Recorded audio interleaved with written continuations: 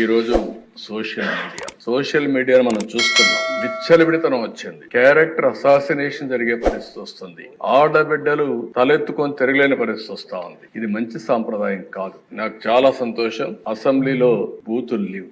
ఇప్పుడు అసెంబ్లీ అంతా కూడా సబ్జెక్ట్స్ పైన చర్చించే పరిస్థితికి వచ్చాం. ఆ 5 సంవత్సరాలు అసెంబ్లీలో బూతులు మాట్లాడడం, బయటంతా భయంకరంగా ఉండడం, ప్రజాస్వామ్యం పూర్తిగా అపహాస్యం కాబడింది. అలాంటి అన్ని పోయే పరిస్థితికి వచ్చాయి. ఈ రోజు మళ్ళీ రాష్ట్రంలో ఒకటే విజ్ఞప్తి చేస్తున్నాం.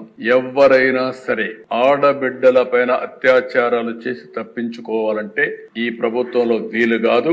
అదే చివరి రోజు అవుతుందని మరొకసారి హెచ్చరిస్తున్నాం. చాలా కఠినంగా చెప్తున్నాం. ఇంకా కొంతమంది అక్కడక్కడ చూస్తున్నారు, ఆకతాయిలు ఉన్నారు, ఇష్టానుసారంగా ప్రవర్తిస్తున్నారు. వారందరికీ కూడా ఒక మెసేజ్ పోవాల్సిన అవసరం ఉంది. నేను ఒకప్పుడు ఒక మెసేజ్ ఇచ్చాను. ఈ రాష్ట్రంలో లా అండ్ ఆర్డర్ మెయింటైన్ చేయాలి. తీవ్రవాద సమస్య పరిష్కారం కావాలి. మత విద్వేషాలు లేని రాష్ట్రంగా మత సామరస్యాన్ని పెంచాలి. ముఠా నాయకులందరినీ ఒకటే మెసేజ్ ఇచ్చాను. తరతరాలుగా మీరు ముఠాలకు పాటుపడుతున్నారు. కుటుంబాలు లేకుండా పోయే పరిస్థితి వస్తా ఉంది. ఇంక ఈ రాష్ట్రంలో జరగడానికి వీలు లేదని ఆ రోజు కూడా చాలా స్పష్టంగా కంట్రోల్ చేశాం. రౌడీలకు ఒక మెసేజ్ ఇచ్చాం. ఈ రాష్ట్రంలో రౌడీ అనేవాడు ఉండడానికి వీలు లేదు. ఈ రాష్ట్రం మీకు సహకరించదు.